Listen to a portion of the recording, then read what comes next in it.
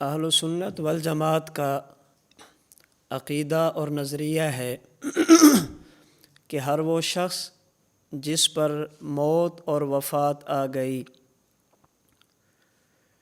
موت اور وفات کے بعد یہ شخص جہاں پر بھی ہو، چاہے اسے زمین میں دفن کیا جائے، چاہے اسے جلا کر اس کی راکھ کو بہا دیا جائے، چاہے اس کے جسم کو کسی صندوق میں بند کر کے رکھ دیا جائے، چاہے یہ انسان جانور کے پیٹ میں چلا جائے یا سمندر کے پانی میں بہہ جائے، جہاں کہیں بھی ہوگا اللہ رب العزت اس کے جسم یا جسم کے اجزاء کے ساتھ اتنا تعلق قائم فرما دیتے ہیں جس کی وجہ سے یہ دکھ اور سکھ کو محسوس کرتا ہے، جزا اور سزا کا احساس اس کو ہوتا ہے، ثواب اور عذاب کا ادراک اس شخص کو ہوتا ہے۔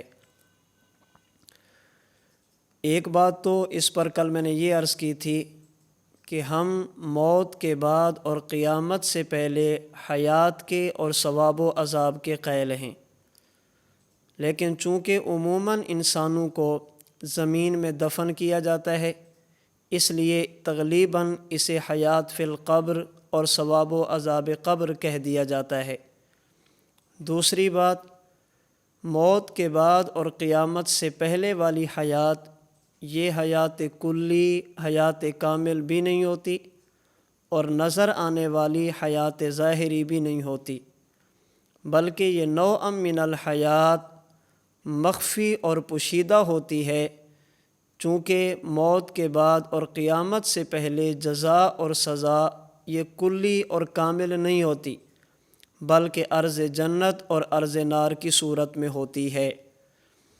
جب ہمارا عقیدہ یہ ہے کہ ثواب و عذاب میت، ثواب و عذاب قبر برحق عقیدہ ہے، تو اس پر کل کے درس میں آخری بات میں نے یہ عرض کی تھی کہ جو قبر ہوگی حیات بھی وہیں پر ملے گی، جو قبر ہوگی جزا اور سزا بھی وہیں پر ہوگی، جو قبر ہوگی سزا، ثواب اور عذاب بھی اسی جگہ پر ہوگا۔ ہمارا عقیدہ ہے کہ قبر یہ نام ہے مقر المیت کا، موت کے بعد جس جگہ پر انسان کا جسم ہو یا جسم کے اجزاء ہوں، یہی اس بندے کے لیے قبر کہلائے گی۔ مقر المیت کا نام جس جگہ پر میت کا جسم یا جسم کے اجزاء ہوں، اسے شریعت کی زبان میں قبر کہا جاتا ہے۔ اب اس پر دلائل سماعت فرمائیں کہ ہم جو قبر مقر المیت کو کہتے ہیں، ہمارے پاس اس پر دلائل کیا ہیں۔ سب سے پہلے قرآن کریم کی چند آیات سماعت فرمائیں۔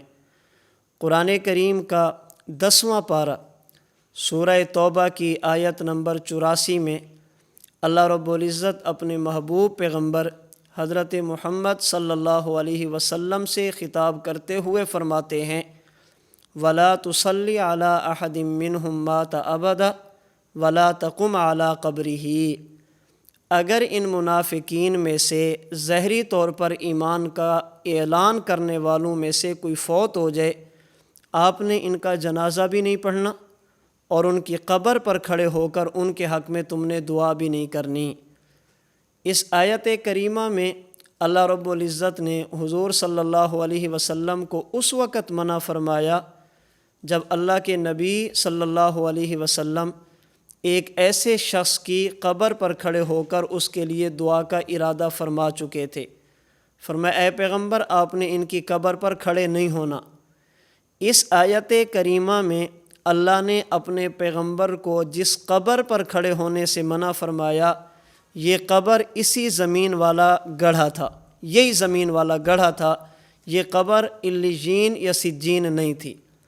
آیت نمبر 2 قرآن کریم کا پارہ نمبر 17 سورۃ الحج کی آیت نمبر 7، اللہ رب العزت فرماتے ہیں، ان اللہ یبعث من فی القبور، جب قیامت کا دن ہوگا اللہ قبروں والوں کو اٹھائیں گے۔ اس آیت کریمہ میں بھی اللہ رب العزت نے قبر کا لفظ اسی دنیا والے گڑھے کے لیے استعمال فرمایا۔ آیت نمبر 3 پارہ نمبر 28 سورۃ الممتحنہ کی آیت نمبر 13، اللہ رب العزت فرماتے ہیں کما یئس الکفار من اصحاب القبور، یہ لوگ آخرت سے ایسے مایوس ہو چکے ہیں جیسے یہ لوگ کفار قبروں والوں سے مایوس ہو چکے ہیں۔ اس آیت کریمہ میں بھی قبور کا لفظ اللہ رب العزت نے اسی دنیا والے گڑھے کے لیے استعمال فرمایا۔ آیت نمبر 4 30واں پارہ سورۃ عبسہ کی آیت نمبر 21، اللہ رب العزت انسان کے بارے میں فرماتے ہیں اماتہ، اللہ رب العزت انسان کو موت دیتے ہیں، فاقبرہ، پھر اللہ انسان کو قبر بھی دیتے ہیں۔ اب اس آیت کریمہ میں قبر سے مراد کیا ہے؟ بعض لوگ یہاں پر دھوکہ دینے کی اور غلط فہمی پیدا کرنے کی کوشش کرتے ہیں، اس لیے میں قدرے اس کی تفصیل اس آیت کریمہ کی عرض کر دیتا ہوں۔ بعض لوگ کہتے ہیں اس آیت کریمہ میں اقبرہ میں قبر سے مراد یہ دنیا والا گڑھا نہیں ہے، اس آیت کریمہ میں قبر سے مراد وہ علیین یا سجین مقر روح ہے۔ کیوں؟ کہتے ہیں اس لیے اقبرہ میں قبر دینے کی نسبت اللہ نے اپنی طرف کی ہے، مطلب یہ ہے کہ قبر اللہ دیتے ہیں، اور یہ جو دنیا والا گڑھا ہے اس میں تو لوگ خود دفن کرتے ہیں، اسے تو خود کھودتے ہیں اور میت کو خود اس میں دباتے ہیں، تو یہ قبر لوگ دے رہے ہیں، اور علیین اور سجین والا اگر معنی کریں گے تو وہ قبر اللہ دیتے ہیں۔ اس لیے یہاں اقبرہ سے مراد یہ دنیا والا گڑھا نہیں بلکہ اقبرہ سے مراد علیین یا سجین ہے۔ ہم کہتے ہیں یہ بات بالکل غلط ہے۔ کیوں؟ ایک تو اس لیے کسی بھی آیت کریمہ کو سمجھنے میں جو چیزیں معاون ثابت ہوتی ہیں، جو چیزیں ممد اور مددگار ثابت ہوتی ہیں، ان میں ایک چیز ہے اس آیت کا سیاق اور آیت کا سباق۔ اس آیت سے پہلے کیا بات چل رہی ہے، آیت کے بعد کس چیز کی بات چل رہی ہے۔ سیاق و سباق کو دیکھا جائے تو آیت کریمہ کو سمجھنا بندے کے لیے قدرے آسان ہو جاتا ہے۔ اب یہ آیت نمبر ہے 21، اس سے پہلے اللہ رب العزت نے چند باتیں فرمائی ہیں، ذرا ان پر غور کریں۔ اللہ فرماتے ہیں انسان کتنا نہ شکر ہے، کتنا نہ قدر ہے، اللہ کی بات نہیں مانتا، حالانکہ اسے غور کرنا چاہیے۔ من ای شیء خلقہ، اسے سوچنا چاہیے کہ اللہ نے اسے کس چیز سے پیدا فرمایا، اپنے ماضی پر غور کرے کہ اللہ نے اسے کس چیز سے وجود دیا۔ پھر خود فرمایا من نطفۃ خلقہ، اللہ رب العزت نے اسے پانی کے قطرے سے بنایا، فقدرہ، پھر اس کے اعضاء کو ٹھیک ٹھیک جوڑا، ثم السبیل یسرہ، پھر اس کی ولادت میں آسانی پیدا کی، ثم اماتہ، پھر اللہ نے اسے موت دی، فاقبرہ کو چھوڑ دیں، ثم اذا شاء انشرہ، پھر اللہ جب چاہیں گے تو اس کو اٹھائیں گے۔ اس فاقبرہ سے پہلے اللہ نے تخلیق کا ذکر کیا کہ ہم نے اسے نطفے سے بنایا، اس کے اعضاء کو ٹھیک ٹھیک جوڑا، اس کی ولادت کے لیے آسانی پیدا کی، اسے موت دی، جب چاہیں گے تو اسے اٹھائیں گے۔ اب سوال یہ ہے اللہ رب العزت نے پانی کے قطرے سے کس کو بنایا، روح کو یا جسم کو؟ اللہ نے نطفے سے کسے پیدا کیا، روح کو یا جسم کو؟ ہر بندہ سمجھتا ہے کہ پانی سے انسان کا جسم بنایا جاتا ہے، نطفے سے انسان کا جسم بنایا جاتا ہے، انسان کی روح نہیں بنی جاتی۔ نمبر 2 فرمایا ہم نے اس کے اعضاء کو جوڑا، سر ٹھیک لگایا، ناک ٹھیک لگایا، ایک ترتیب کے ساتھ اس کا جسم بنایا۔ یہ سر، یہ ناک، یہ جسم کے اعضاء یہ روح کے نہیں ہوتے، یہ دنیا والے جسم کے ہوتے ہیں۔ پھر فرمایا کہ ہم نے اس کی ولادت کے لیے راستہ آسان فرمایا۔ جب انسان پیدا ہوتا ہے تو آسانی روح کے لیے نہیں، آسانی جسم کے لیے ہوتی ہے، اس لیے کہ روح تو جسم لطیف ہے، اس کے لیے تو مسئلہ ہی نہیں ہے، اس جسم کی ولادت کے لیے آسانی کی ضرورت ہے۔ پھر فرمایا کہ اماتہ، اللہ نے اسے موت دی۔ سوال یہ ہے کہ موت کس پر آتی ہے، روح پر یا جسم پر؟ ہم کہتے ہیں موت جسم پر آتی ہے، موت روح پر نہیں آتی۔ مولانا محمد حسین نیلوی صاحب نے ندائے حق میں لکھا ہے کہ روح نہیں مرتی، ایک جسم کا لباس اتار کر دوسرے جسم کا لباس پہن لیتی ہے، روح پر موت نہیں آتی، تو موت بھی اسی جسم پر آ رہی ہے۔ اور جب قیامت کا دن ہوگا اسی جسم کو اٹھایا جائے گا۔ تو جسے اللہ نے نطفے سے بنایا، جسے اللہ نے ٹھیک بنایا، جس کی ولادت کے لیے آسانیاں پیدا فرمائی، جس جسم کو اللہ نے موت دی، جس جسم کو اللہ قیامت کے دن اٹھائیں گے، فرمایا فَأَقْبَرَهُ، اللہ نے اسی کو قبر دی۔ تو پہلے بھی بات جسم کی ہے، بعد میں بھی بات جسم کی ہے، تو اب درمیان میں بھی بات جسم کی ہوگی۔ تو جس جگہ پر جسم کو دبایا جائے، جس جگہ پر انسان کا جسم ہو، وہ علیجین یا سجین نہیں ہوتا، بلکہ اسے دنیا والا گڑھا اور قبر کہتے ہیں۔ دوسری بات یہ کہنا کہ چونکہ یہ قبر انسان دیتے ہیں اس لیے اقبرہ کا معنی یہ نہیں کرنا، بلکہ اقبرہ کا معنی علیجین یا سجین کرنا ہے۔ ہمارا سوال یہ ہے، اس سے پہلے ہے اماتہ، اللہ انسان کو موت دیتے ہیں۔ موت اللہ خود تو نہیں دیتے۔ 10واں پارہ سورۃ الانفال کی آیت نمبر 50 میں اللہ فرماتے ہیں وَلَوْ تَرَىٰ إِذْ يَتَوَفَّى الَّذِينَ كَفَرُوا الْمَلَائِكَةَ، وہ وقت کتنا عجیب ہوتا ہے جب ملائکہ فرشتوں کی روحوں کو قبض کرتے ہیں، انہیں موت دیتے ہیں۔ تو موت اللہ خود نہیں دیتے، بلکہ روح قبض کرنے کے لیے بھی اللہ ملائکہ کو بھیجتے ہیں۔ تو جس طرح اللہ کے حکم سے فرشتے روح قبض کریں، یہ اماتہ کے خلاف نہیں ہے، تو اللہ کے حکم سے اگر انسان قبر میں دفن کریں تو یہ بھی اقبرہ کے خلاف نہیں ہے۔ اور حیران کن بات یہ ہے، اقبرہ اگر اس سے مراد آپ روح کا مقر لیں گے، علیجین یا سجین لیں گے، تو روح اللہ خود لے کر تو نہیں جاتے، روح بھی تو ملائکہ لے کر جاتے ہیں، تو وہ قبر بھی تو اللہ نے نہیں دی، وہ قبر بھی تو ملائکہ نے دی ہے۔ اس لیے اس آیت کریمہ میں جس طرح انسان کے جسم کی تخلیق کا تذکرہ ہے، جس طرح انسان کے جسم کی موت اور وفات کا تذکرہ ہے، اسی طرح اس آیت کریمہ میں انسان کے جسم کی قبر کا بھی تذکرہ ہے۔ جس جگہ پر انسان کے جسم کو دبایا جائے اور دفنایا جائے اسی کو قبر کہتے ہیں۔ آیت نمبر 5، 30واں پارہ سورۃ الانفطار کی آیت نمبر 4، اللہ فرماتے ہیں اذا القبور بعثرت، جب قیامت آئے گی تو پھر قبروں کو اکھاڑا جائے گا، قبروں کو اکھیڑا جائے گا اور انسانوں کو نکالا جائے گا۔ اس آیت کریمہ میں بھی اللہ رب العزت نے قبر کا لفظ اسی دنیا والے گڑھے کے لیے استعمال فرمایا۔ دلیل نمبر آیت نمبر 6 سورہ تکاثر آیت نمبر 2، اللہ فرماتے ہیں حتیٰ زرتم المقابر، حضور علیہ الصلاۃ والسلام کے آنے سے پہلے جاہلیت کے زمانے میں جب لوگ ایک دوسرے سے مقابلہ کرتے کہ کون ہم میں سے بہتر ہے، تو بسا اوقات قبرستان میں جاتے، یہ ہمارے بڑے کی قبر، یہ ہمارے بہادر کی قبر، یہ ہمارے فلاں کی قبر۔ اللہ فرماتے تمہیں تکاثر نے، کثرت نے ہلاکت اور غفلت میں ڈال دیا، حتیٰ زرتم المقابر، یہاں تک کہ تم قبروں پر جا پہنچے۔ اب یہ لوگ قبریں گننے کے لیے علیجین یا سجین نہیں گئے تھے، یہ دنیا میں گئے تھے۔ تو قرآن کریم کی یہ 6 آیتیں بتا رہی ہیں کہ قبر یہ دنیا والا گڑھا ہے، قبر وہی ہے جس پر میت یا میت کے اجزاء ہوں، اس کے علاوہ کوئی دوسری قبر نہیں ہے۔ قرآن کریم کی آیات کے بعد دوسرا نمبر ہے احادیث پاک کا۔ حدیث پاک میں بھی جناب رسول اللہ صلی اللہ علیہ وسلم نے قبر کا لفظ اسی دنیا والے گڑھے کے لیے استعمال فرمایا۔ چند ایک حدیثیں بھی سماعت فرما لیں۔ حضرت امام ابو جعفر طحاوی رحمۃ اللہ علیہ نے اپنی کتاب شرح معانی الآثار باب الجلوس علی القبور کے تحت حضرت عمر بن حزم رضی اللہ تعالی عنہ سے حدیث پاک نقل کی۔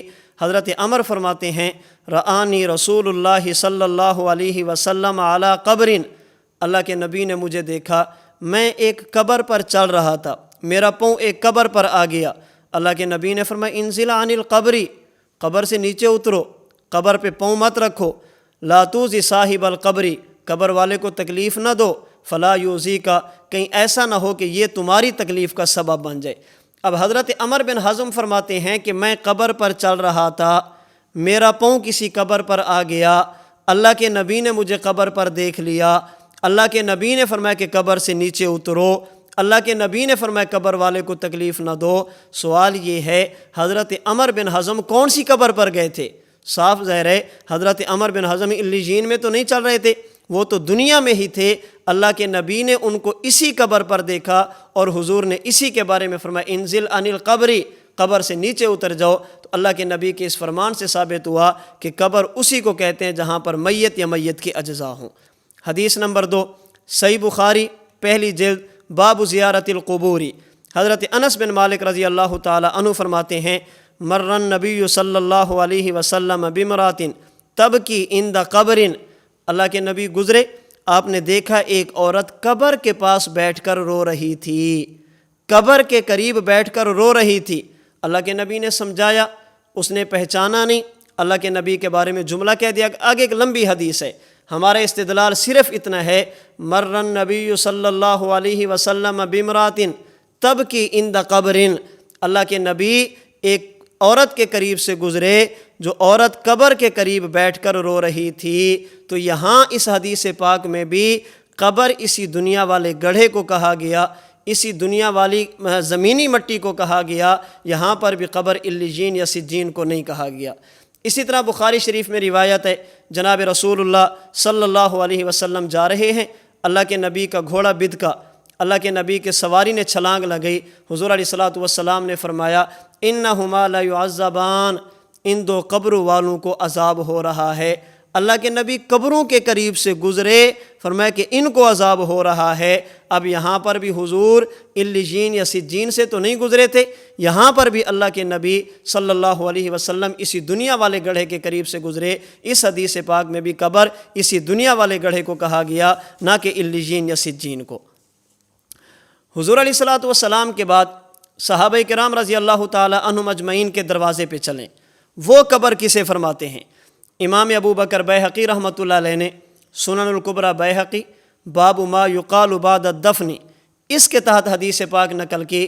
صحابی رسول حضرت عثمان بن عفان رضی اللہ تعالی عنہ کے بارے میں، کان عثمان اذا وقف علی قبر بکا، حضرت عثمان بن عفان رضی اللہ تعالی عنہ جب کسی قبر پہ تشریف لے جاتے تو اتنا روتے کہ آنسوں کی وجہ سے آپ کی داڑھی مبارک تر ہو جاتی، داڑھی مبارک تر ہو جاتی تھی۔ کسی کہنے والے نے کہا حضرت تذکر الجنت والنار فلا تبکی وتبکی من ھذا، جنت اور جہنم کی باتوں تو آپ نہیں روتے، قبر کی باتیں تو آپ زیادہ روتے ہیں، اس کی کیا وجہ ہے؟ حضرت عثمان بن عفان نے فرمایا انی سمیت رسول اللہ صلی اللہ علیہ وسلم یقول، اس لیے کہ میں نے حضور سے سنا ان القبر اول منازل الآخرہ، قبر یہ آخرت کی پہلی منزل ہے، قبر یہ آخرت کی پہلی سیڑھی ہے، قبر یہ آخرت کی منزلوں میں سے پہلی منزل ہے۔ جو یہاں بچ گیا وہ بعد میں بھی بچ جائے گا، اور جو یہاں پھنس گیا وہ بعد میں بھی پھنستا چلا جائے گا۔ تو حضرت عثمان بن عفان کے بارے میں ہے اذا وقف علی قبر بکا، جب کسی قبر پر کھڑے ہوتے تو روتے۔ حضرت عثمان بن عفان رضی اللہ تعالی عنہ اسی دنیا والی قبر پر جاتے تھے، علیین میں تو نہیں جاتے تھے۔ تو حضرت عثمان بن عفان کے ہاں بھی قبر یہی دنیا والا گڑھا ہے، اس کے علاوہ کوئی اور نہیں ہے۔ صحابہ کرام رضی اللہ تعالی عنہم اجمعین میں سے ایک اور صحابی سیدنا عبداللہ بن عمر رضی اللہ تعالی عنہما، آپ کا مبارک معمول تھا جسے امام بخاری رحمۃ اللہ علیہ کے استاد امام ابو بکر ابن ابی شیبہ رحمۃ اللہ علیہ نے مصنف ابن ابی شیبہ باب من کان یاتی قبر النبی صلی اللہ علیہ وسلم فیسلم، اس کے تحت نقل کیا۔ اور امام بخاری رحمۃ اللہ علیہ کے دادا استاد امام عبد الرزاق رحمۃ اللہ علیہ نے اپنی کتاب مصنف عبد الرزاق باب السلامی علی قبر النبی صلی اللہ علیہ وسلم کے تحت نقل کیا۔ حضرت عبداللہ بن عمر کا معمول کیا تھا رضی اللہ تعالی عنہما؟ آپ کا معمول یہ تھا اذا اراد ان یخرج داخل المسجد، جب آپ سفر پہ جانے لگتے پہلے مسجد نبوی میں تشریف لے جاتے، فصلی، اور مسجد نبوی میں آپ نماز ادا فرماتے، ثم اتی قبر النبی صلی اللہ علیہ وسلم، پھر مسجد سے نکلتے اور سیدھا اللہ کے نبی کی قبر مبارک پہ جاتے اور جا کر کہتے السلام علیک یا رسول اللہ، حضور کو سلام عرض کرتے۔ پھر حضرت ابو بکر صدیق کی قبر کے سامنے آتے السلام علیک یا ابا بکرن، پھر اپنے والد حضرت عمر بن خطاب کی قبر کے سامنے آتے السلام علیک یا ابتاہ۔ جب سفر سے واپس آتے پہلے مسجد میں جاتے، پھر حضور کی قبر پہ جاتے، سلام عرض کرتے، صدیق اکبر کو سلام کرتے، عمر بن خطاب کو سلام کرتے رضی اللہ تعالی عنہما۔ اس کے بعد آپ گھر میں تشریف لے جاتے۔ سفر پہ جاتے ہوئے اور سفر سے آتے ہوئے عطا قبر النبی صلی اللہ علیہ وسلم، اللہ کے نبی کی قبر مبارک پہ حاضری دیتے، جانے سے پہلے بھی قبر پہ حاضر اور آتے ہوئے بھی گھر جانے سے پہلے قبر پر حاضری دیتے۔ اب جس قبر پر حضرت عمر بن خطاب کے بیٹے حضرت عبداللہ بن عمر سلام عرض کرتے تھے، وہ قبر یہی دنیا والا گڑھا تھا۔ حضرت عائشہ صدیقہ رضی اللہ تعالی عنہا کے گھر اور حجرے میں اللہ کے نبی کی یہی قبر تھی جس پر حضرت عمر بن خطاب کے بیٹے حضرت عبداللہ بن عمر رضی اللہ تعالی عنہما سلام عرض کرتے تھے۔ معلوم ہوا کہ قبر یہی ہے۔ حضرت عبداللہ بن عمر اعلیٰ علیین میں تو نہیں جاتے تھے، جنت میں تو نہیں جاتے تھے، اسی قبر پر جا کر سلام عرض کرتے تھے۔ تو حضرت عبداللہ بن عمر رضی اللہ تعالی عنہما آپ بھی قبر اسی کو فرماتے ہیں۔ صحابہ کرام رضی اللہ تعالی عنہم اجمعین کے بعد صحابہ کرام کے شاگرد امام سواد اعظم حضرت امام اعظم امام ابو حنیفہ رحمۃ اللہ علیہ کا فتویٰ جو آپ کی کتاب الفقہ الاکبر میں موجود ہے، آپ فرماتے ہیں اعادۃ الروح الی الجسد فی قبرہ حق۔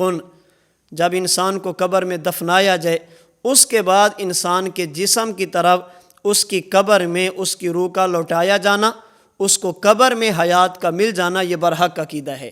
تو امام صاحب رحمۃ اللہ علیہ بھی اسی دنیا والے جسم کی طرف روح کے اعادے کی بات کر رہے ہیں، تو جہاں پر یہ جسم ہوگا اسی کو قبر کہا جائے گا۔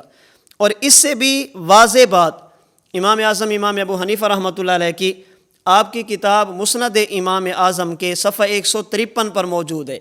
مسند امام اعظم کی کتاب النکاح سے پہلے آخری روایت، اس کے بعد کتاب النکاح شروع ہو رہا ہے، حضرت عبداللہ بن عمر رضی اللہ تعالی عنہما کے حوالے سے ہے۔ اس حدیث پاک میں امام اعظم امام ابو حنیفہ وہ روایت کرتے ہیں حضرت نافع سے، وہ حضرت عبداللہ بن عمر سے۔ تین بندے ہیں، سند پر بھی اشکال کا مسئلہ نہیں ہے۔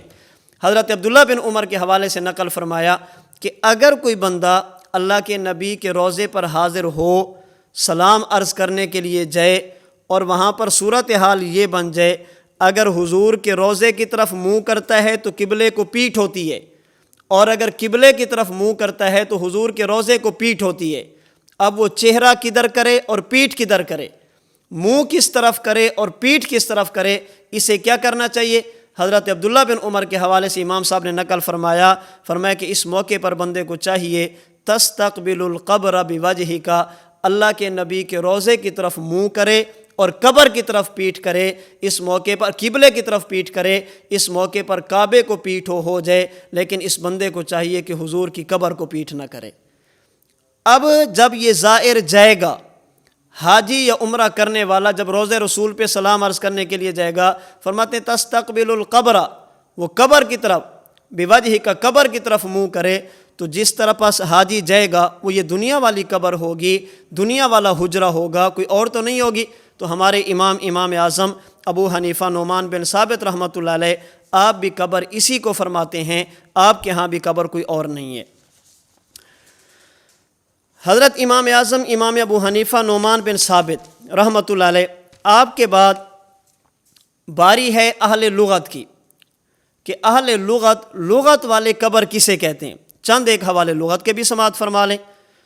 مفردات القرآن میں امام راغب اصفہانی رحمۃ اللہ علیہ صفحہ 390 پہ فرماتے ہیں القبر مقر المیت، قبر کہتے ہیں مقر المیت کو، یعنی جس جگہ پر میت ٹھہر جائے، جس جگہ پر میت یا میت کے اجزاء ہوں اسی کو قبر کہا جائے گا۔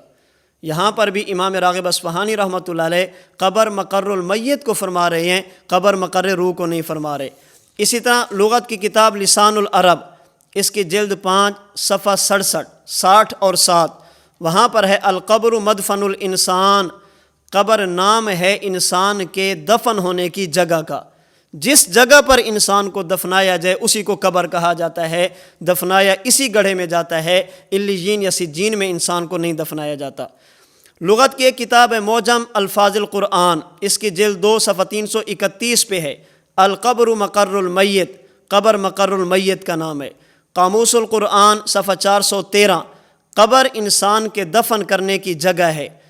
لغت کی کتاب مصباح اللغات میں ہے القبر انسان کے دفن کرنے کی جگہ۔ تو یہ میں نے لغت کے 5 حوالے پیش کیے کہ اہل لغت بھی قبر کا معنی مقر المیت کرتے ہیں، قبر کا معنی مدفن الانسان کرتے ہیں، قبر کا معنی انسان کے دفن ہونے کی جگہ کرتے ہیں۔ اہل لغت سے بھی ثابت ہوا کہ قبر یہی ہے جس جگہ پر انسان کو دفن کیا جائے۔ اہل لغت کے بعد ہمارے بزرگ اکابرین علماء دیوبند کی باری آتی ہے۔ ہمارے اکابرین بھی قبر اسی کو فرماتے ہیں، اس قبر کے قبر ہونے کے منکر نہیں ہیں۔ مثال کے طور پر حکیم الامت مجدد الدین والملت حضرت مولانا شاہ محمد اشرف علی تھانوی رحمۃ اللہ علیہ اپنی کتاب احکام اسلام عقل کی نظر میں اس کے صفحہ 259 پہ فرماتے ہیں، جب مردہ کو لاحد میں رکھ دیا جاتا ہے، قبر اور لاحد ایک ہی چیز ہے، جب مردہ کو لاحد میں رکھ دیا جاتا ہے یعنی جب میت کو قبر میں دفنا دیا جاتا ہے اور اس کی قبر پر مٹی ڈال دی جاتی ہے، مٹی بھی اوپر برابر ہو گئی، فرماتے ہیں تو مٹی فرشتوں کو مردہ کے پاس جانے سے نہیں روک سکتی۔ یعنی بعض لوگ کہتے ہیں کہ انسان نیچے، اوپر پھر قبر، اوپر پھر مٹی، تو فرشتے کیسے جاتے ہیں؟ تو حضرت تھانوی رحمۃ اللہ علیہ فرماتے ہیں جب انسان کی لحد پر قبر پر مٹی ڈال دی جائے تو فرشتے انسان کے پاس جانے سے، مٹی یہ انسان کے پاس جانے سے فرشتوں کو نہیں روک سکتی۔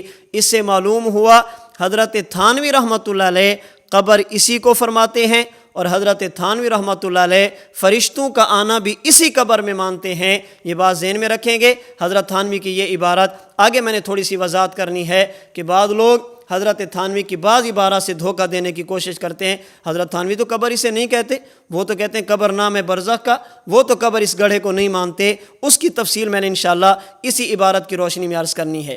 اسی طرح حضرت تھانوی رحمۃ اللہ علیہ امداد الفتاویٰ جلد 4 صفحہ 467 پہ فرماتے ہیں، آپ نے ایک سوال کا جواب دیا کہ جب میت جل جاتی ہے تو پھر اس کو قبر تو نہیں ملی، دفن تو نہیں ہوا، اسے ثواب و عذاب ہوگا یا نہیں؟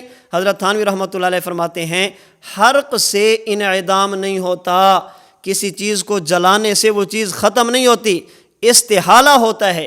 ہاں اس کے اجزاء مستحیل ہو جاتے ہیں، اجزاء بکھر جاتے ہیں، ختم نہیں ہوتا۔ فرماتے ہیں پس اجزاء باقی ہیں، اور وہ اجزاء جہاں ہیں وہی ان کی قبر ہے، یعنی جس جگہ پر میت کے اجزاء ہوں گے وہی اس کے لیے قبر بن جائے گی۔ فرماتے ہیں حقیقت قبر کی محل وجود میت ہے، حقیقت قبر کی محل وجود میت ہے، حقیقت قبر کی محل وجود میت ہے۔ امداد الفتاویٰ جلد 4 صفحہ 467 پہ حضرت تھانوی فرماتے ہیں قبر کی حقیقی تعریف یہ ہے جہاں پر میت کا جسم ہوگا اسی میت کے محل کا نام قبر ہوگا۔ حضرت مولانا محمد ادریس کاندھلوی رحمۃ اللہ علیہ اپنی کتاب التعلیق الصبی شرح مشکات المصابیح جلد 1 صفحہ 106 پہ فرماتے ہیں کل موضع فیہ مقرہ فہو قبرہ، ہر وہ جگہ جہاں پر میت قرار پکڑ جائے، جہاں پر میت یا میت کے اجزاء رکھ دیے جائیں یا پھیلا دیے جائیں وہی اس کے لیے قبر بن جائے گی۔ اسی طرح آپ اپنی کتاب عقائد اسلام صفحہ 59 پہ فرماتے ہیں عالم برزخ میں پہنچنے کے بعد جو بات سب سے پہلے پیش آتی ہے وہ منکر نکیر کا سوال ہے۔ یہ اس وقت ہوتا ہے جب خیش و اقارب رشتہ دار مردہ کو قبر میں رکھ کر واپس ہوتے ہیں اور روح انسانی جسم خاکی کی طرف عود کرتی ہے۔ جب خیش و اقارب مردہ کو قبر میں رکھ کر، یہ مردہ کو اسی قبر میں رکھ کر خیش و اقارب آتے ہیں، علیین میں نہیں جاتے، سجین میں نہیں جاتے۔ جب رشتہ دار مردہ کو قبر میں رکھ کر واپس آتے ہیں، اگلی بات فرماتے روح انسانی جسم خاکی کی طرف عود کرتی ہے۔ جسم خاکی اسی جسم کو کہتے ہیں، کسی اور جسم کو نہیں کہتی۔ تو وہ فرشتے، 2 فرشتے منکر نکیر بحکم خداوندی قبر میں آ کر اس سے سوال کرتے ہیں۔ عقائد اسلام صفحہ 59۔ تو حضرت کاندھلوی رحمۃ اللہ علیہ بھی التعلیق الصبی میں بھی قبر اسی کو کہہ رہے ہیں، عقائد علماء اسلام میں بھی عقائد اسلام کے صفحہ 59 پر بھی آپ اسی کو قبر فرما رہے ہیں۔ جس میں رشتہ دار میت کو رکھتے ہیں، واپس آتے ہیں، اسی قبر میں اسی جسم کی طرف انسان کی روح لوٹائی جاتی ہے، اور اسی قبر میں انسان کے پاس فرشتے آ کر اس سے سوال و جواب بھی کرتے ہیں۔ یہ میں نے بزرگوں کے 2 حوالے پیش کیے، چونکہ حضرت تھانوی کی عبارات بھی پیش کی جاتی ہیں، حضرت کاندھلوی کی عبارات بھی پیش کی جاتی ہیں کہ یہ حضرات فرماتے ہیں قبر یہ نہیں ہے، قبر نام ہے برزخ کا۔ تو میں نے 2 عبارتیں پیش فرما دی کہ یہ قبر اسی حضرات اسی مقر المیت کو فرماتے ہیں، اس قبر کے قبر ہونے کے یہ منکر نہیں ہے۔ قبر یہی ہے، اس کے علاوہ کچھ اور نہیں ہے۔ حقیقت قبر کی محل وجود میت ہے۔ جب پاکستان میں حضور نبی کریم صلی اللہ علیہ وسلم کی قبر مبارک کی حیات کا انکار کیا گیا، سما عند القبر کا انکار کیا گیا، اس پر بہت سارے ہمارے حضرات نے کوشش کی کہ کسی طرح مسئلہ حل ہو جائے، لیکن مسئلہ حل نہیں ہوا۔ تو دارالعلوم دیوبند کے محتمم حکیم الاسلام قاری محمد طیب قاسمی صاحب رحمۃ اللہ علیہ دیوبند سے پاکستان تشریف لے گئے۔ آپ کو اس مسئلے کا علم ہوا، آپ تعلیم القرآن راولپنڈی شیخ القرآن حضرت مولانا غلام اللہ خان رحمۃ اللہ علیہ ان کے ادارے میں آپ تشریف لے گئے۔ حضرت شیخ القرآن مولانا غلام اللہ خان صاحب رحمۃ اللہ علیہ، حضرت مولانا قاضی نور محمد صاحب رحمۃ اللہ علیہ، حکیم الاسلام قاری محمد طیب قاسمی صاحب رحمۃ اللہ علیہ، اور عالمی مجلس تحفظ ختم نبوت کے رہنما حضرت مولانا محمد علی جلندری رحمۃ اللہ علیہ، یہ چار بزرگ بیٹھے اور انہوں نے بیٹھ کر اس مسئلے کے حل کے لیے ایک عبارت لکھی کہ کسی طرح یہ مسئلہ حل ہو جائے اور یہ جو اختلاف پیدا کرنے کی کوشش کی گئی ہے یہ اختلاف کسی طرح ختم ہو جائے۔ ان حضرات نے اتفاق سے جو عبارت تحریر کی، اس تحریر میں بھی قبر اسی دنیا والے گڑھے کو تسلیم کیا گیا، اور یہ عبارت وہ ہے جو مولانا غلام اللہ خان صاحب رحمۃ اللہ علیہ کے ادارے سے نکلنے والے رسالہ تعلیم القرآن اگست 1962 کے شمارے میں موجود ہے، اور یہی عبارت حضرت حکیم الاسلام قاری طیب صاحب رحمۃ اللہ علیہ کے خطبات حکیم الاسلام میں بھی موجود ہے۔ وہ عبارت کیا تھی میں پڑھ کے سنا دیتا ہوں۔ وفات کے بعد نبی کریم صلی اللہ علیہ وسلم کے جسد اطہر کو برزخ بریکٹ میں ہے قبر شریف میں بتعلق روح حیات حاصل ہے۔ وفات کے بعد حضور صلی اللہ علیہ وسلم کے جسد اطہر کو برزخ بریکٹ میں قبر شریف میں بتعلق روح حیات حاصل ہے، اور اس حیات کی وجہ سے روضہ اقدس پر حاضر ہونے والوں کا آپ صلی اللہ علیہ وسلم سلام سنتے ہیں۔ اس عبارت پر چار بندوں کے دستخط ہیں، مولانا قاضی نور محمد صاحب جو اس وقت اشاعت التوحید و سنہ کے امیر تھے، شیخ القرآن مولانا غلام اللہ خان صاحب رحمۃ اللہ علیہ جو اس وقت اشاعت التوحید و سنہ کے جنرل سیکرٹری ناظم اعلیٰ تھے، حکیم الاسلام قاری محمد طیب قاسمی محتمم دارالعلوم دیوبند، حضرت مولانا محمد علی جلندری رہنما عالمی مجلس تحفظ ختم نبوت، ان چار حضرات نے اس عبارت پر دستخط فرمائے۔ اس عبارت میں کہا گیا حضور قبر اور برزخ میں زندہ ہیں، اور اسی حیات کی وجہ سے روضے پر حاضر ہونے والوں کا سلام سنتے ہیں۔ تو جہاں پر سلام سنتے ہیں وہی قبر ہوگی، جہاں پر اللہ کے نبی سما فرماتے ہیں وہی قبر ہوگی۔ تو اس تحریر میں بھی ان چار حضرات نے اتفاقی طور پر قبر اسی کا ہونا تسلیم فرمایا۔ اور مزے کی بات دیکھیں، اس وقت جماعت کے امیر تھے مولانا قاضی نور محمد صاحب رحمۃ اللہ علیہ، جس مجلس میں حضرت قاضی صاحب رحمۃ اللہ علیہ نے اس تحریر پر دستخط فرمائے، اسی مجلس میں حضرت قاضی صاحب رحمۃ اللہ علیہ کا انتقال بھی ہوا۔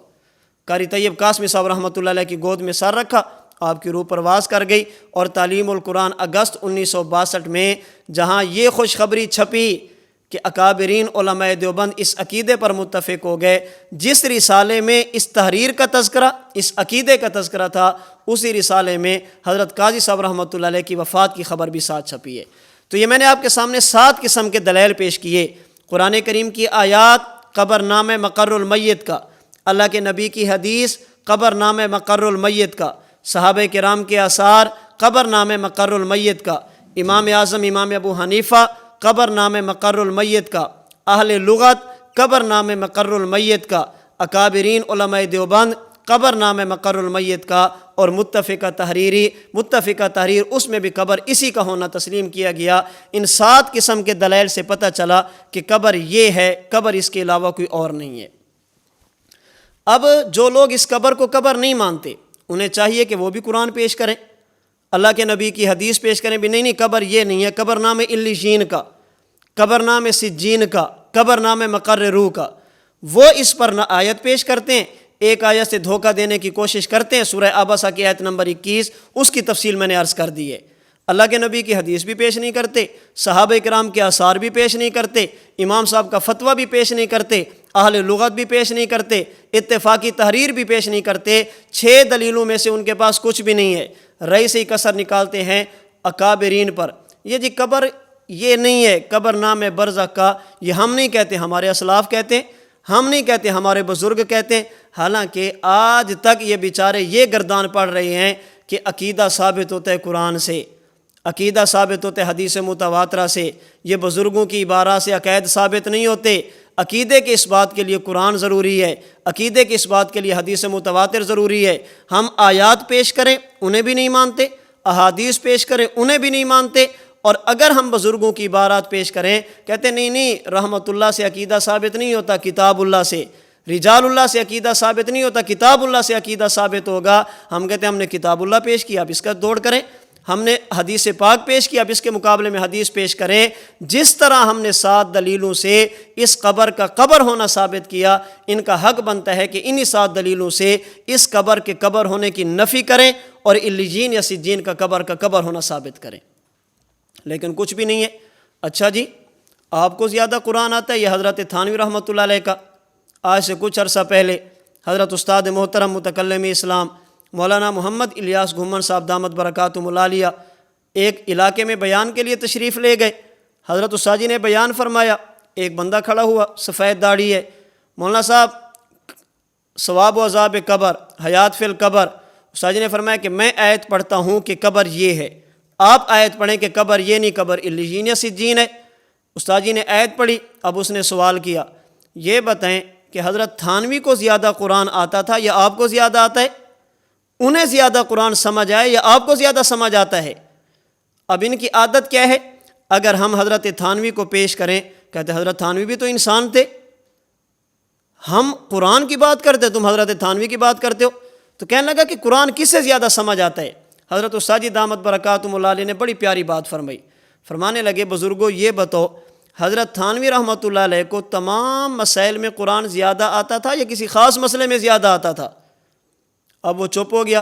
استاد جی نے فرمایا اب طے کر لیں، موت کے بعد اور قیامت سے پہلے مکمل احوال یا ثابت کرتے ہیں قرآن اور حدیث سے یا پھر ثابت کرتے ہیں حضرت تھانوی سے۔ اگر آپ قرآن کی بات کریں گے تو پھر حضرت تھانوی کی طرف نہیں جانا، اگر حضرت تھانوی کی بات کریں گے تو پھر قرآن کی طرف نہیں جانا۔ ان کی عادت یہ ہے جب قبر کی بات آئے گی تو حضرت تھانوی، جب حیات کی بات آئے گی تو قرآن، جب سما کی بات آئے گی تو قرآن۔ وہاں پر بھی غلط فہمیاں پیدا کرتے ہیں۔ یہ نہیں ہے کہ قرآن ان کا ساتھ دیتا ہے، نہ قرآن ساتھ دیتا ہے نہ حدیث ان کا ساتھ دیتی ہے۔ تو حضرت تھانوی رحمۃ اللہ علیہ قرآن زیادہ سمجھتے تھے تمام مسائل میں۔ اب ان بزرگوں کی عبارات کا مطلب کیا ہے، اسے تھوڑا اچھی طرح سمجھیں۔ اسلام عقیدہ بیان کرتا ہے موت کے بعد اور قیامت سے پہلے ثواب و عذاب کا، کہ موت کے بعد اور قیامت سے پہلے اگر میت مومن ہو تو ثواب، اگر کافر ہو تو عذاب ہوتا ہے۔ اس پر بعض لوگوں نے سوال کیا جو ثواب و عذاب قبر کے قائل نہیں۔ آپ کہتے ہیں قبر میں ثواب و عذاب ہوتا ہے، ایک بندے کو جلا کر اس کی راکھ کو بہا دیا گیا تو اس کا کیا بنے گا؟ ایک بندے کو جانور نے کھا لیا تو اس کا کیا بنے گا؟ ایک شخص ایسا ہے جو پانی میں بہہ گیا تو اس کا کیا بنے گا؟ یہ جو فرعون ہے جسے صندوق میں بند کر کے رکھا گیا، اسے تو دفن نہیں کیا گیا، اس کا کیا بنے گا؟ تو جن کو قبر نہیں ملتی کیا انہیں عذاب نہیں ہوگا؟ جن کو قبر نہیں ملتی کیا انہیں ثواب نہیں ہوگا؟ اللہ ہمارے اکابرین کی قبور پہ کروڑوں رحمتیں نازل فرمائے۔ انہوں نے قبر کا مفہوم ایسا بیان فرمایا، اسلام کا عقیدہ بھی بچا، منکرین کے اشکال کا جواب بھی ملا، اور اس قبر کے قبر ہونے کا انکار بھی نہیں ہوا۔ ان حضرات نے فرمایا کہ دیکھیں قبر صرف اس گڑھے کا نام نہیں ہے، قبر نام ہے عالم برزخ کا۔ قبر صرف اس دنیا والے گڑھے کو نہیں کہتے، قبر کہتے ہیں برزخ کو۔ کیا معنی؟ موت کے بعد اور قیامت سے پہلے ثواب اور عذاب کے لیے برزخ کا ہونا ضروری ہے۔ برزخ کسے کہتے ہیں؟ کئی ایک تعریفیں کی گئی ہیں، لیکن قربان جائے اپنے پیر و مرشد پر، حضرت استاد محترم پر، حضرت استاد جی دامت برکاتہم اللہ علیہ نے 2 جملوں میں برزخ کی تعریف ایسی فرمائی ہے، تمام عبارات کا خلاصہ آ گیا۔ حضرت استاد جی فرماتے ہیں برزخ نام ہے 2 چیزوں کے مجموعے کا، برزخ نام ہے 2 چیزوں کے مجموعے کا، قبر سے لے کر علیین تک، قبر سے لے کر سجین تک مکان ہو اور موت سے لے کر حشر تک زمان ہو، اسے برزخ کہتے ہیں۔ قبر سے لے کر علیین یا سجین تک مکان اور موت سے لے کر حشر تک کا زمان، ان دونوں کو اکٹھا کریں گے، اس کے مجموعے کو برزخ کہتے ہیں۔ آپ کہتے ہیں جس بندے کو دفنایا نہیں گیا، صندوق میں رکھا گیا، سوال یہ ہے کہ قبر سے تو بچ گیا، برزخ سے بھی بچ گیا؟ برزخ کسی خاص مکان کا نام نہیں ہے، برزخ دو چیزوں کے مجموعے کا نام ہے۔ قبر سے لے کر علیین تک مکان ہو، قبر سے لے کر سجین تک مکان ہو، اور موت سے لے کر حشر تک کا زمان ہو، اسے قبر کہتے ہیں۔ تو ہمارے حضرات نے یہ فرما کر کہ قبر صرف اس گڑھے کا نام نہیں، قبر نام ہے برزخ کا، قبر نام ہے عالم برزخ کا، اس قبر کے قبر ہونے کا انکار نہیں کیا، بلکہ قبر کے مفہوم میں وسعت پیدا کر کے عقیدے کا تحفظ کیا ہے۔ میں سمجھانے کے لیے مثال دیتا ہوں، ہمارا کورس چل رہا ہے، آن لائن چل رہا ہے، ایک بندے کو پتہ چلتا، کہتے او یار میں نے کورس پڑھنا تھا لیکن مجھے پتہ نہیں چلا، آن لائن نہیں ہو سکا، اب میں کیسے پڑھوں؟ تو آپ کہتے ہیں کہ یہ کورس صرف آن لائن نہیں تھا، اس کی ریکارڈنگ بھی ہو چکی ہے اور احناف میڈیا سروسز پر اس کے اسباق اپلوڈ بھی ہو رہے ہیں، آپ اسے سن لیں۔ تو آپ نے جب اسے یہ کہا کہ صرف آن لائن نہیں تھا، احناف میڈیا سروسز پر بھی ہے، تو یہ کہہ کر آپ نے آن لائن کی نفی نہیں کی، آپ نے سبق کے مفہوم میں وسعت پیدا کی ہے، جس میں آن لائن بھی آ گیا اور ریکارڈ والا بھی آ گیا۔ ایک شخص ہے جس کے بارے میں ایک بندہ کہتا ہے کہ یار یہ تو بہت نمازی ہے، آپ کہتے ہیں صرف نمازی نہیں ہے، اخلاق کا بھی بہت اچھا ہے، صرف نمازی نہیں ہے، عادات کا بھی بہت اچھا ہے، صرف نمازی نہیں ہے، معاملات کا بھی بہت اچھا ہے۔ اس کا معنی یہ نہیں ہے کہ آپ نے نمازی کی نفی کر دی ہے، آپ نے اس کے نیک ہونے میں وسعت پیدا کر دی ہے۔ ہمارے حضرات فرماتے ہیں تم نے کہا جسے قبر نہیں ملی تو کیا ہوا؟ فرمایا قبر صرف اس گڑھے کو نہیں کہتے، قبر نام ہے برزخ کا، جس میں قبر سے لے کر علیین، قبر سے لے کر سجین یہ مکان بھی ہے اور موت سے لے کر حشر تک کا زمان بھی ہے۔ تو انہوں نے مفہوم میں وسعت پیدا کر دی، تم نے برزخ کا لفظ لیا اور خوشی سے ناچنا شروع کر دیا۔ دیکھیں بھی ہم بھی کہتے ہیں برزخ، فلاں بھی کہتے ہیں برزخ، ہم بھی کہتے ہیں برزخ، فلاں بھی کہتے ہیں برزخ۔ برزخ کے لفظ سے تمہارا کام نہیں بنے گا، برزخ کا لفظ تم نے اکابرین سے لیا ہے تو مطلب بھی انہی سے لو۔ اس لیے یاد رکھنا، حضرت تھانوی کی عبارات پیش کی جائیں، حضرت تھانوی فرماتے ہیں قبر یہ نہیں، قبر نام ہے برزخ کا، تو ان سے پوچھیں کیا حضرت تھانوی کا یہ عقیدہ نہیں ہے اللہ کے نبی کی قبر پہ جائیں، وہاں جا کر سلام پڑھیں تو حضور خود سنتے ہیں؟ کیا حضرت تھانوی کا یہ عقیدہ نہیں اللہ کے نبی کی قبر پہ جائیں، دعا کی درخواست کریں جسے استشفاء کرتے ہیں؟ اللہ کے نبی دعا بھی فرماتے ہیں۔ حضرت تھانوی اگر یہ فرمائے کہ قبر صرف یہ گڑھا نہیں، قبر برزخ کا نام ہے، حضرت تھانوی تو سما کے بھی کہہ لیں، حضرت تھانوی تو استشفاء کے بھی کہہ لیں، حضرت کاندھلوی کی سیرت المصطفیٰ اٹھیں، کتنی تفصیل سے لکھا ہے، تمہیں کتنے رگڑے لگے ہیں حضرت کاندھلوی رحمۃ اللہ علیہ نے۔ تو اگر ہمارے اسلاف یہ کہیں کہ قبر صرف یہ گڑھا نہیں، تو اس قبر کے قبر ہونے کا انکار نہیں ہے، بلکہ قبر کے مفہوم میں اتنی وسعت پیدا کر دی گئی ہے کہ وہ قبر بھی باقی رہے اور اشکال بھی ختم ہو جائے۔ فرمایا قبر صرف اس گڑھے کا نام نہیں بلکہ قبر نام ہے عالم برزخ کا۔ اور آج ایک اور نئی منطق چلی گئی ہے، یہ ہم کہتے ہیں قبر یہ ہے لیکن تقسیم ہے، وہ کام جس کا تعلق انسانوں سے ہوگا پھر قبر یہ ہے، اور وہ کام جس کا تعلق اللہ یا اللہ کے فرشتوں سے ہوگا پھر قبر علیین یا سجین ہے۔ ہم کہتے ہیں قبر ہے، کتنی عجیب امت کو دھوکہ دینے کی کوشش ہے۔ ایک بندے نے بیلچہ اٹھائے، وہ کہاں جا رہے ہو؟ قبر کھودنے۔ کہتے ہیں اب قبر یہ ہے۔ کہاں گئے تھے؟ قبرستان۔ اب قبر یہ ہے۔ کہاں گئے تھے؟ والد کی قبر پر۔ اب قبر یہ ہے۔ قبر میں ثواب و عذاب ہوتا ہے، کہتے ہیں اب یہ نہیں، اب علیین یا سجین ہے۔ یعنی انسانوں سے تعلق ہو تو قبر یہ، اللہ یا فرشتوں سے تعلق ہو تو قبر وہ۔ ہم کہتے ہیں یہ فرق کس نے بیان کیا ہے؟ اگر امام اعظم امام ابو حنیفہ ان کے اقوال میں ملا علی قاری تطبیق دیں، آپ وہ تو نہیں مانتے۔ قرآن کریم کی آیات میں حضرت تھانوی تطبیق دیں، آپ وہ تو نہیں مانتے۔ عبادت تکلیفی، عبادت تلذذی کی بات حضرت تھانوی فرمائے، وہ تو نہیں مانتے۔ نہ ماننے پہ ہیں تو حضرت تھانوی کی تعبیرات بھی رد ہیں، نہ ماننے پہ ہیں حضرت نانوتوی رحمۃ اللہ علیہ کی تطبیقات بھی رد ہیں، نہ ماننے پہ ہیں تو ملا علی قاری کی بات بھی نہیں ماننی، اور ماننے پہ آ جائیں آج کے مولانا صاحب کی بات مان لی ہے۔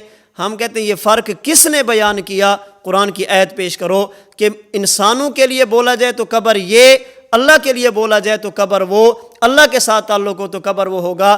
آپ کے پاس قرآن نہیں، ہم قرآن پیش کرتے ہیں، تعلق بھی اللہ سے ہوگا، قبر بھی یہ ہوگی۔ 17واں پارہ سورۃ الحج میں آیت نمبر 7 میں اللہ فرماتے ہیں یبعث من فی القبور، اللہ قبروں والوں کو اٹھائیں گے، اٹھانے والے بھی اللہ ہیں، قبر بھی یہ ہے۔